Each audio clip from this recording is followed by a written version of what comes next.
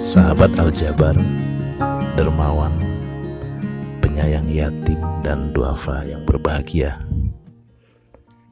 Assalamualaikum warahmatullahi wabarakatuh.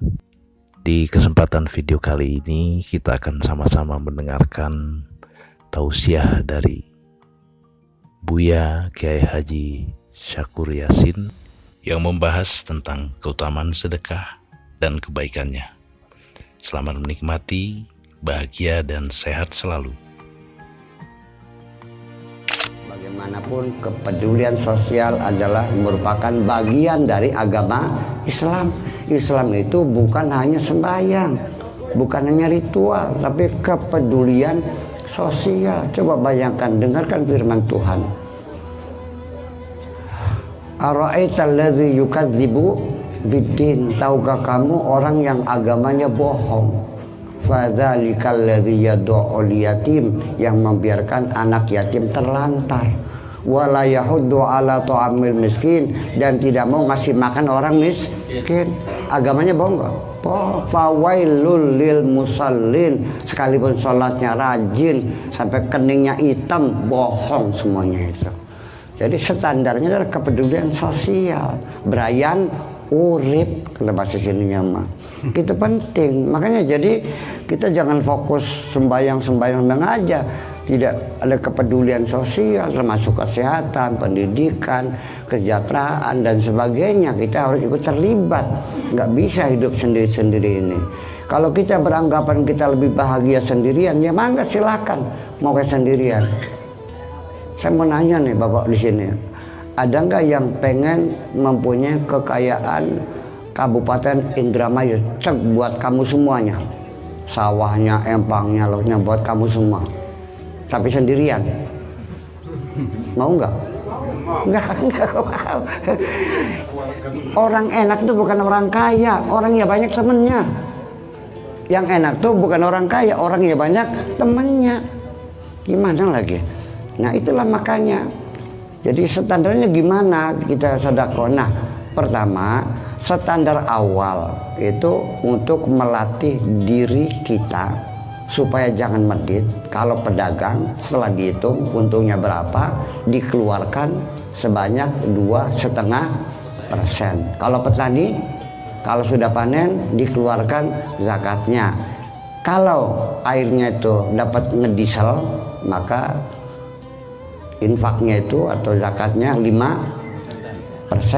Kalau airnya irigasi teknis, nah itu 10%. Jumlah itu tuh hanya melatih supaya jangan medit. Itu aja persoalannya mah. Minimal itu segitu.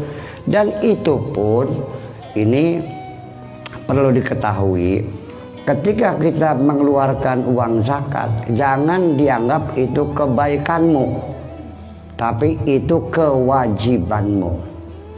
Ini tercatat. Jadi artinya jangan merasa berjasa kepada orang miskin. Zakat itu kewajibanmu, itu haknya orang miskin. Dengarkan firman Tuhan, wa fi amwalihim haqqul lisaili wal mahrum. Di dalam harta mereka ada haknya orang yang miskin dan orang yang menderita, hak mereka. Jadi orang miskin ketika minta zakat sama orang kaya, datangnya jangan kayak orang yang ngemis, tapi datangnya seperti orang yang lagi utang. Mana punya sayanya, titipan Allahnya mana? Gitu dong. Bukan mana dikasihani, bukan hak saya mana, itu hak saya. Dari mana? Titipan. Titipan siapa? Titipannya Gusti Allah. Wa fi amwalihim, di dalam harta mereka ada haknya orang miskin dan orang yang menderita, hak mereka. Nah itu. Nah nanti setelah zakat keluar, nah baru kita sodakoh lagi, namanya lagi itu baru namanya kebaikan. Itu yang kita anggap, kita harapkan pahala, bolehlah. Tapi kalau zakat mah jangan berharap pahala, enggak dosa aja untung. Ya. Dan logikanya gimana? Kalau harta itu haknya orang miskin, kewajibannya orang kaya, ketika bayar zakat, orang miskinnya dipanggil datang ke rumah orang kaya, atau orang kayanya datang menghadap orang miskin? Jawab dulu. Orang kayanya. Konsekuensinya kalau orang kaya tidak mau mendatangkan orang miskin dipanggil, ya tolong dihitung transportnya. Nunggang becana pira, tukang pikulnya berapa, enak aja. Berarti berkurang jumlah yang pentingnya. Seperti itu kira-kira. Jadi perlu kita sadari itu adalah namanya bukan kebaikan tapi suatu kewajiban. Nah, makanya Bapak Ibu sekalian, ini yang ideal sih berapa?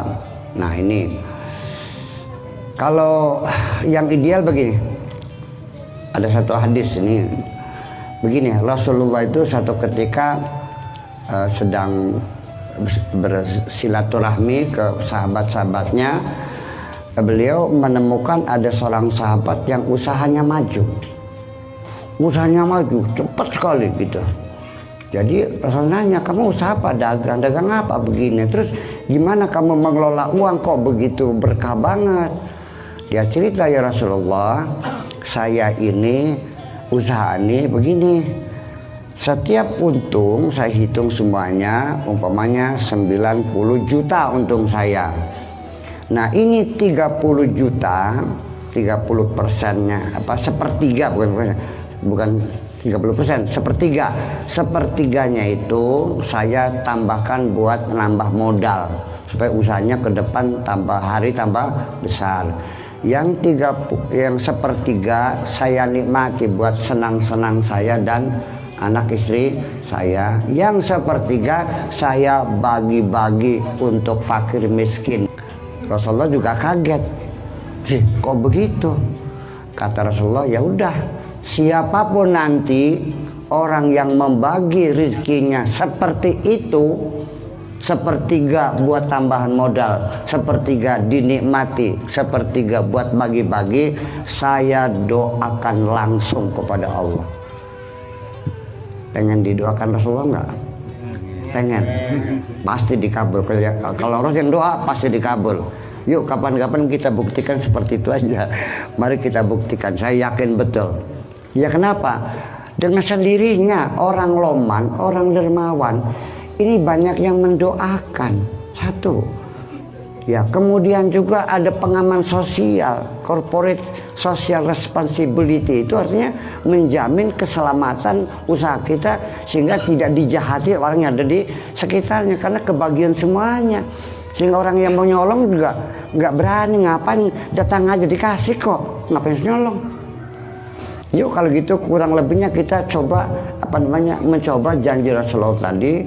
Barang siapa yang membagi rezekinya menjadi 3/3 untuk tambah modal, 1/3 untuk dinikmati, 1/3 untuk bagi, akan didoakan langsung oleh Rasulullah.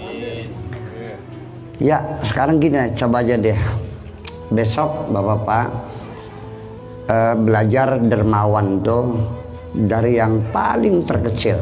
Saya mau nanya, kalau bapak duitnya hilang 1 juta, kecewa nggak? 500.000, 100.000, 10.000, 5.000, 2.000, 1.000. Ada orang yang nangis duitnya hilang 1.000. Nah angka itu yang tidak menimbulkan kecewa berarti 1.000 tidak ada harganya di dalam hati kita. Kita coba kita sedekah dengan sesuatu yang tidak membuat berat hati kita, yang kalau hilang juga kita tidak mencari, yaitu 1.000. Ambil beli celengan, masukkan uang ribuan tuh semua tiap hari ke kotak. Setelah 1 bulan bagikan ke anak yatim. Yuk kita bangun kebahagiaan bersama, jangan seneng dewek baik. Ya, bersama-sama. Saya kira waktu sudah mendesak sekali. Itu saja, mohon maaf kita. Wabillahi taufiq wal hidayah. Wassalamualaikum warahmatullahi wabarakatuh.